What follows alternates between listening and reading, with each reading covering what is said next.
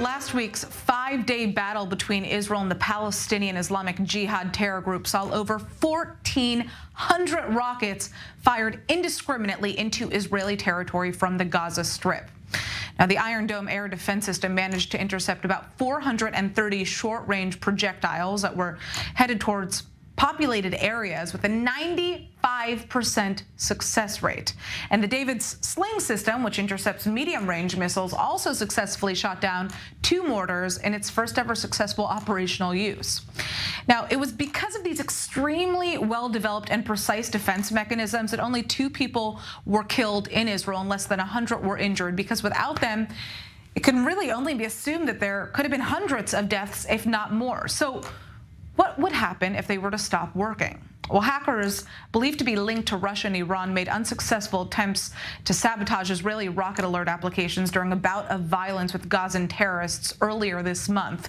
The so-called anonymous Sudan group and an Iranian hacking collective known as Asa Musa managed to take some ancillary websites offline temporarily, but they weren't actually able to affect the official mechanism that alerts Israelis as to incoming missile attacks.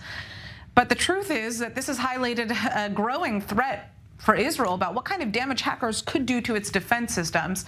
And joining us now to discuss is Oren Elimelech. He's a cybersecurity researcher, a speaker, and an expert. So first of all, I want to talk about that rocket that slammed into a building in Rehovot. That's a central Israeli city, just about 14 miles away from where we are right now. A woman was killed in that attack, and this direct impact was apparently the result of a technical error by the Iron Dome. What do we know about that?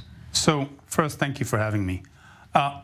We do not know exactly what went wrong because this data is actually classified by the military, but we know for sure that there's no hacking because the Iron Dome and all its subsystems, this is not only one system, is not connected to the internet. Right. So there is no way to hack that directly. There need to be an insider compromise, which is practically impossible. So any speculation into that specific attack vector is not realistically possible.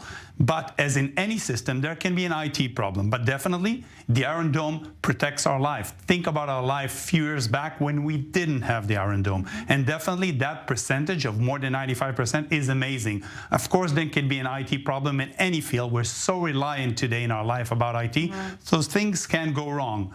Definitely, what I do know that glitch was already remedied and it can no longer happen. But again, things can go wrong, but I think the system is very, very valid. So I just kind of want to go back to that issue of hacking. You mentioned here that hackers can't actually hack into the Iron Dome defense system. Break that down for us even a little bit more. All right, thank you.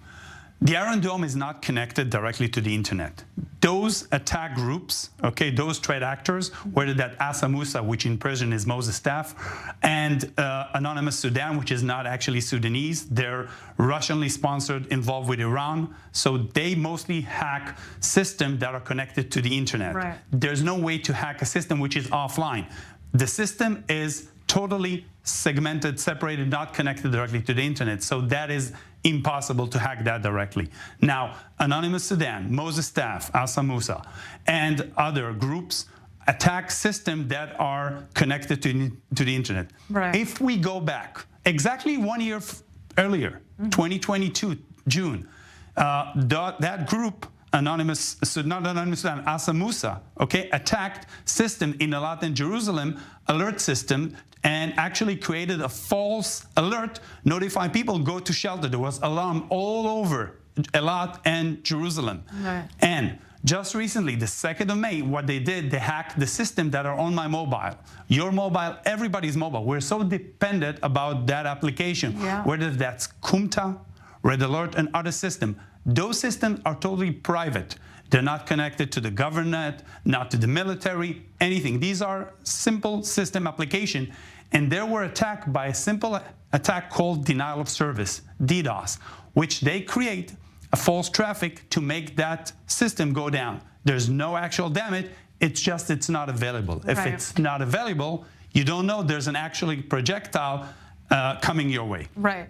And obviously that is terrifying for locals who are living here. You know, almost every single person, like you said, has access to these apps that literally tell you there's a red alert going off. It could be in Kisufim, it could be in Sderot, it could be right here in Tel Aviv, any part of Israel. And Israelis are dependent on that in terms of getting kind of an awareness as to whether or not there is an incoming rocket. So that is terrifying. But my question is, you know, how worried should the Israeli military be about hacking threats when it comes to our defense system? Give us a quick answer there. All right. So yes, you're right. They're trying to create an awareness. They're trying to, it's a scare tactic to affect the awareness of the public, okay, of everyone.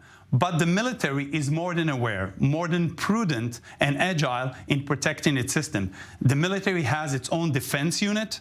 Okay, several one of them, both offensive and defensive, protecting their system and actually checking with threat intel regarding the adversaries what they're trying to do. So I'm more than confident from my experience, we're doing great and protecting and making sure that nobody can actually penetrate us. But again, we need to help and support the military in raising the awareness and not be so reliant. All right, I'd like to thank you so much for joining us.